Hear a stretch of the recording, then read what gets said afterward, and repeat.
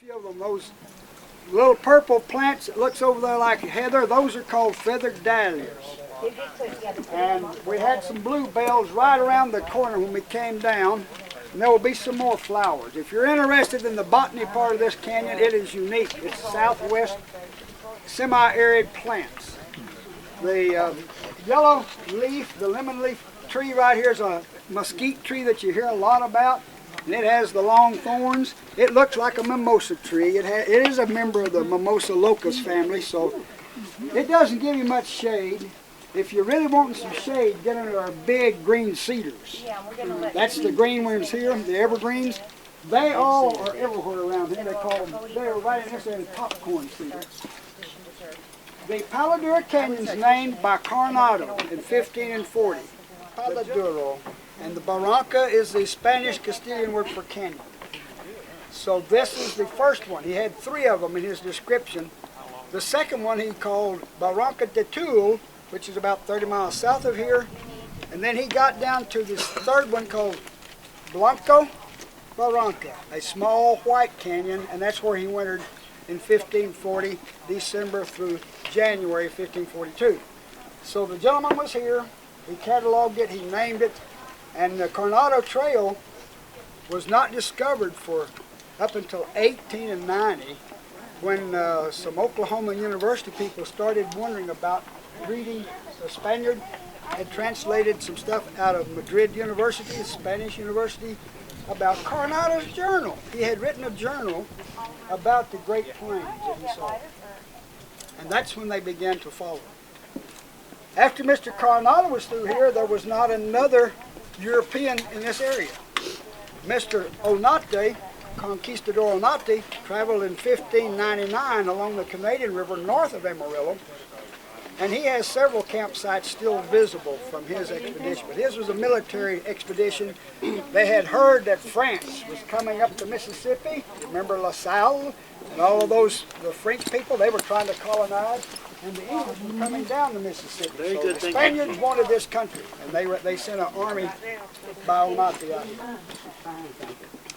One of the unique things about Coronado's journey is the fact that they documented these plants and what they were being used for. This right here I have in my hand, as you can look, are the blades of a yucca. It's a bear grass. And he talked about seeing the Pueblo Indians making strings to tie their poles around the Pueblo with, and he saw that some of them were making little hogans or little arbors like this for the summer, and they were tied with grass ropes.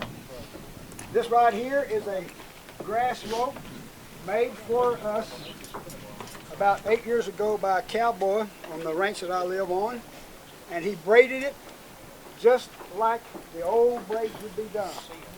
And he dyed one side red so you could see the various colors of the strands. And if you look at it, if you're a leather or rope or string braider, you'll see where it's tied in ever so often.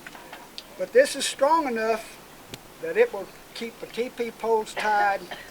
You can take and hobble horses, and it would be something that was useful as a string. So he wrote and described how they used this yucca blade and the yucca plant.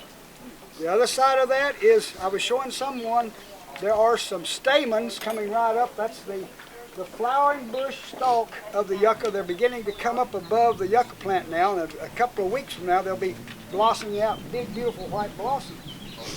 Those blossoms are edible. So the Indians could eat those, and the buffalo ate them, and the horses ate them, and all the critters eat them.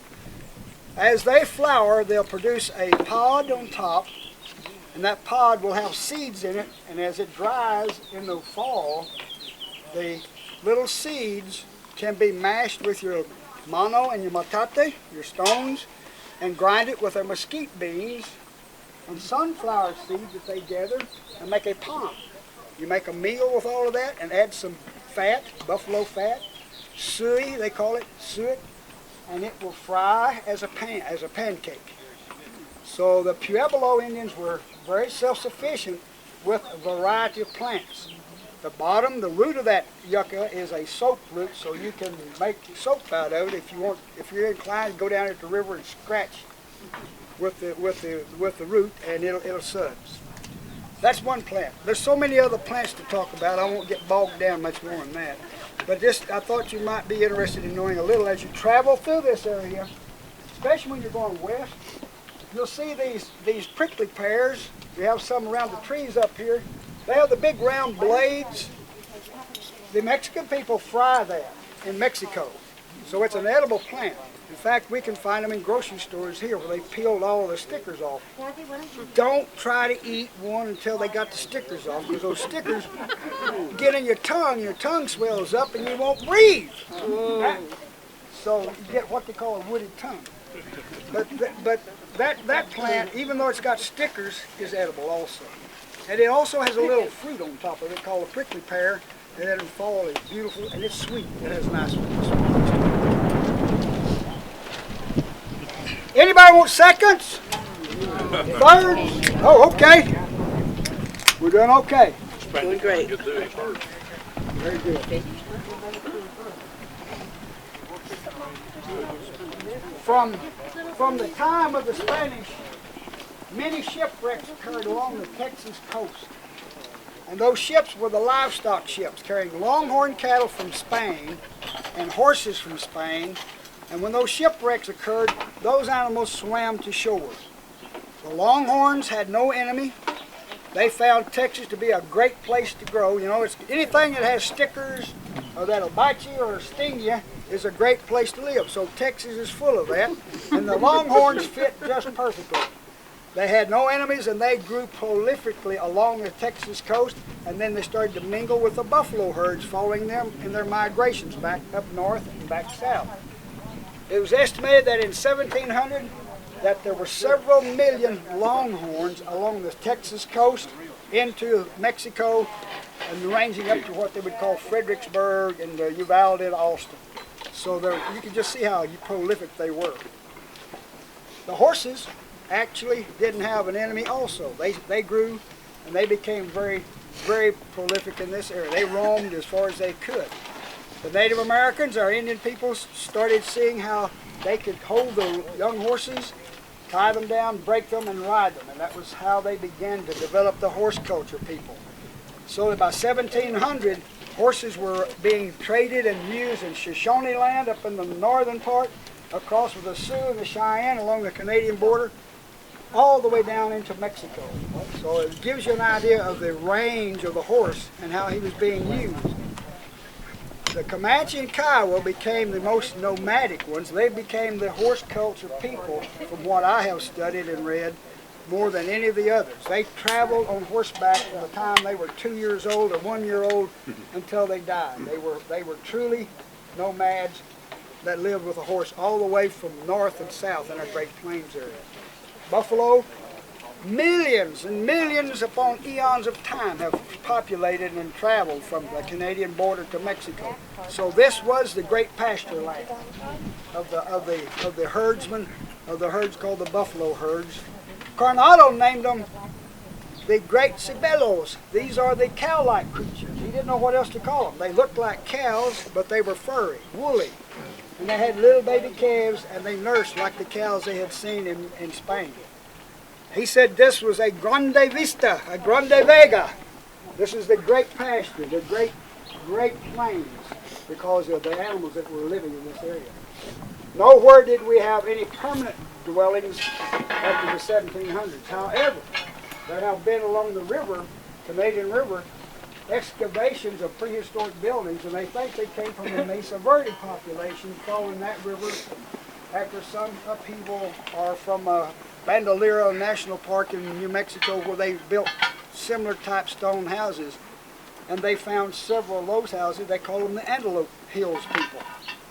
So we've had civilization, people traveling back and forth here, but nothing established. It was just always people coming back and forth. As you're going back west, you'll come to a place called Tucumcari Mountain. Tucumcari Mountain was a sacred bird, thunderbird mountain of almost all the plains, and both Coronado and future trail drivers used that as a marker to come to the Great Plains.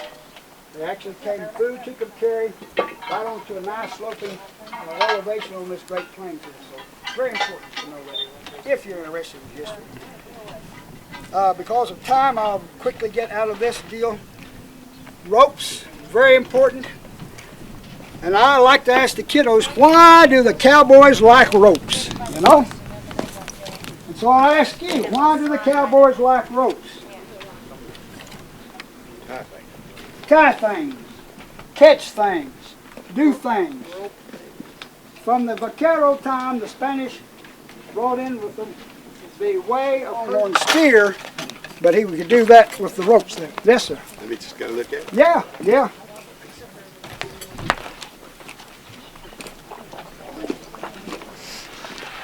So as our culture became more Europeanized, Europeans coming into this country, they were herdsmen.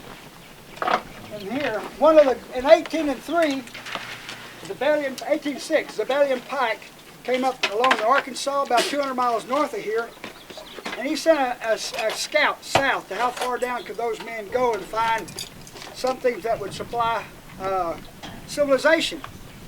In that time frame, people wanted wood, forests, and rivers, water, to build houses and build cities and build streets. They came back saying, man, down below the Arkansas is one big desert. So he labeled it uninhabitable, the Great American Desert. And that's what it became known as. When I was a young guy, about like y'all's age, we took and saw the movies by Will Rogers and Roy Rogers, and we sat there all Saturday watching do rope tricks. Because of time, I'm not going to do but one. This is kind of a nice one called the wedding ring. And you could do this standing on horseback. My mama would say, get off that horse, Jimmy! And I'd get off the horse, falling off of it. This gives you an idea of one of the little things I grew up with. As a rancher's son, we had during World War II to get out and do a lot of herding of cattle. And we had to rope the calves by ourselves. We had to do a lot of things with the lariat rope. And we'd take the lariat rope and we'd see these big tricks that they would do. We'd try to catch somebody's foot. Yep, missed it. And we'd keep on doing it over and over and over. And then by the time I was 10, we were on the range roping bulls and cows by ourselves, throwing them down and docking them. I thought, don't be filming us, So I just wanted to share that with you briefly. Ropes. I don't know how much time we've got now. How much time we've got? Daily chores, done everything around the place. You looked around to see if one of your brothers or one of the ranch hands had punched a hole in a bathtub because we didn't want to take baths. And you'd find a bathtub. We got to where we didn't have to take a bath or work. We had lots of fun.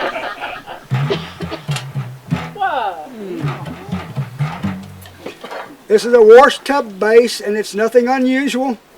All during the late 1800s on ranches and farms and in the south on the plantations, the people had buckets and wash tubs and washboards, sticks and things that they would take and make instruments out of.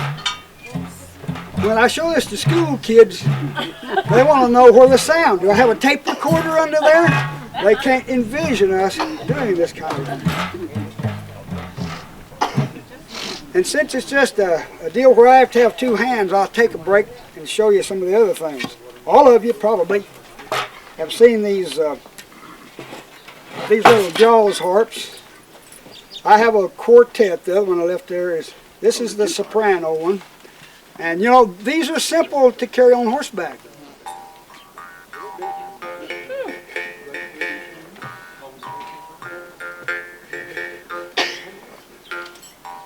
If you had a banjo player, you play with him. If not, then they sit back next to sing a song. That's the soprano.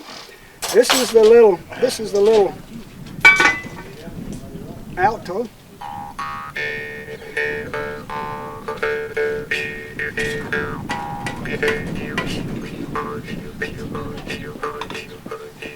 You You've seen that on the Grand Ole Opry if you ever saw that.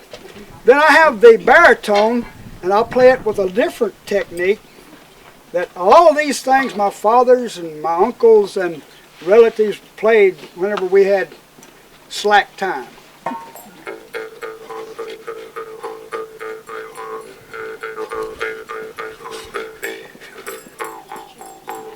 So that gives you an idea there of a variety of music that you could have around the ranch. And then, of course, it has to be practical stuff. No piano. Because you've got one wagon, and you've got 2 mules, and probably a saddle horse and a couple of milk cows. You can't carry a piano and organ and all that stuff the first trip west. First river you get on, it sinks, and you got to get out of there.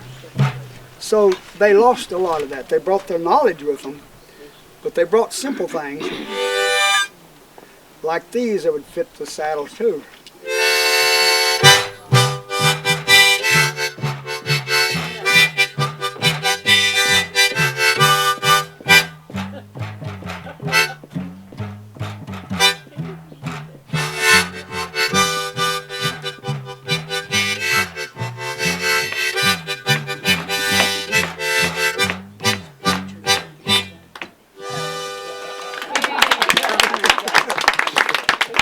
So you get somebody that plays another harmonica, you can do these things together. And it just takes a lot of... Yeah, put that back in your mouth. Charge you $5, sir. We're past the hat. We start with you, John Henry. Let's start. You got a $100 bill? You just hold up there, man. Let me get it zeroed in here. That's just right.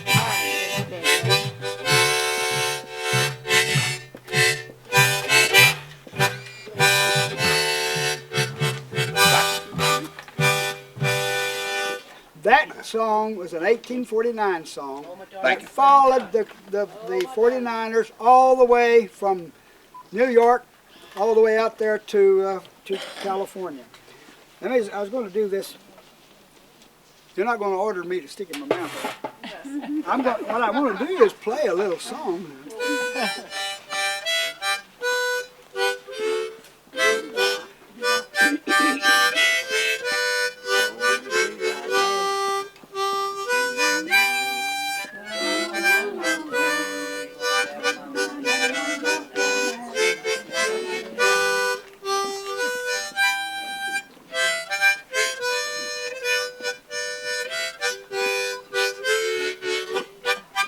Now, that's not perfect. That's pretty.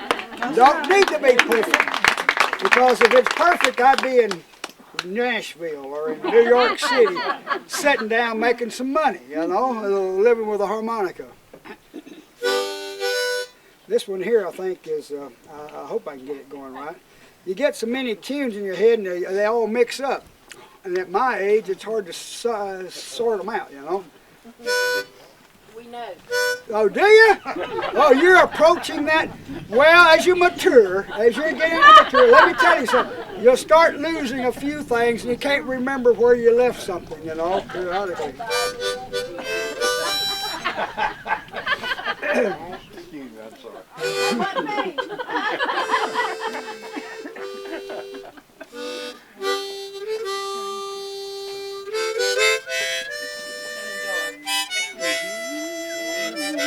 Shenandoah.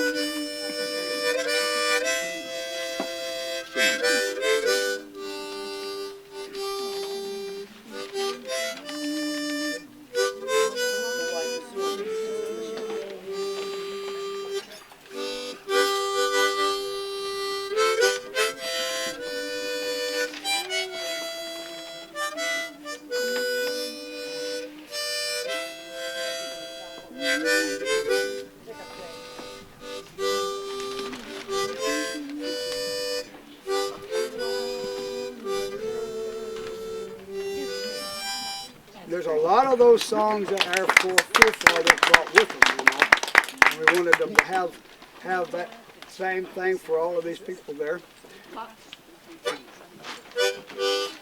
try if I can get this other one. Who came to Appalachia, who came on Ohio on down to Pikes, Indiana and Illinois, crossed the Mississippi and came into Arkansas and Texas. This is our heritage and our music. A lot of the music came from the sailors. They were the first ones to really be out on the wide open country and the wide open oceans, and they developed a lot of the music. As we travel through here, then you run into this mix mash of religious music, mixed in with some of the cowboy music, mixed in with some of the English music and the German music, and so it became its own southwestern type music. One that I'll try to remember in a few minutes, but I got to give you a poem. I promised you a story, a poem, and a song. So we got a story down. We had just got Carnata down is all we got. I want to talk to you about Goodnight. He's my favorite cowboy who came to this country. If you saw Lonesome Dove, you'd probably recognize what his character was. He developed all of our cattle trails, and he developed, you know, he was an uneducated fella, but he developed a catalogue. He was the first man on the planet to take and cross domestic cattle with a buffalo, and for a while he was getting hybrids, like you would have a jack and a horse and you get a mule that's sterile.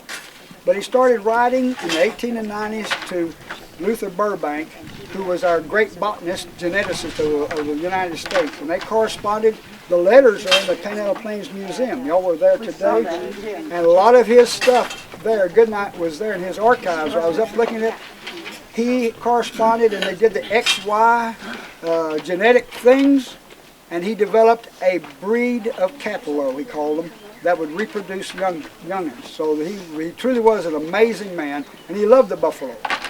When he found this Palo Duro Canyon in 1875, after the Indian Wars were over in 1874, he homesteaded and called this Palo Duro Canyon his ranch.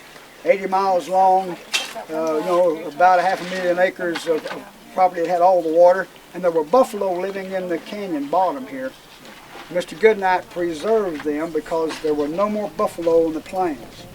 About 5 million had been slaughtered in 3.5 years, so there were none left, except what he found here. And from them were the stock that he provided to Wyoming and to Nebraska and the different places there. So you need to get his book sometime or read about Charles Goodnight. He's truly, to me, a great man. Poem. I've got one poem that most people, if I do it slow, can understand it. So I'll try to do it as slow as I can. It won't be too fast. It's kind of a take on words, so I'll just kind of go like this. It was written not by me, but a man up in Dumas. I always give him credit because he just did a pretty good job. This one's called Ode to Identical Twins. Yeah, we have words like ode, you know, just like a poet ode would be. Last year a Spanish senora gave birth to not one son but two. Her husband was a vaquero on a large cattle ranching crew. The sons were identical and you couldn't tell them apart as the proud mama pushed them in the carriage around in the cart. The first son they named Juan, after a bishop they had met. The second they named Amal, after who we're not so sure yet. One day they went to Laredo to the photographer shop, where the proud father had a picture of Juan was made, and the father said, "Stop!" But the man with the camera did call, "Didn't you want both of your sons, sir?" "No, sir. When you've seen Juan, you've seen Amal."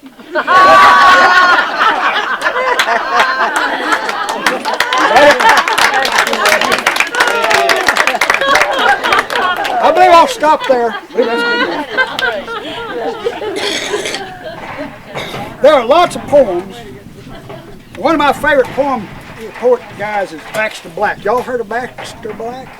Well, as you go further west, you'll be able to buy some of his books and his poetry. He's a veterinarian from, I guess, Nevada or Montana somewhere, and he writes all these poems. Similar takes on humorous things like that. So get Baxter Black stuff if you can. I'll try to do this one song. That way I will have done my commitment. Maybe if y'all can let it, if I can endure it.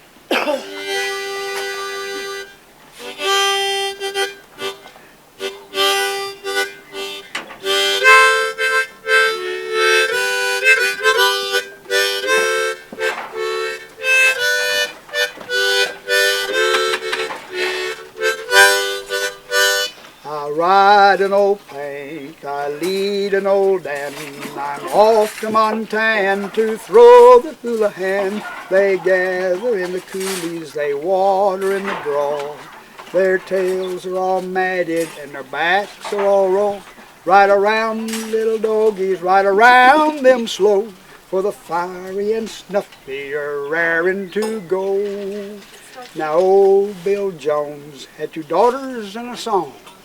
One went to Denver, the other went wrong. His wife was killed in a barroom fight, and he sings this song both morning and night. Now when I die, take my saddle from the wall, strap it on my pony and lead him from the stall. Pack my bones on his back and head him to the west. And we'll ride these plains we love the best. Ride around, little doggies, ride around them slow, for the fiery and snuffy are raring to go.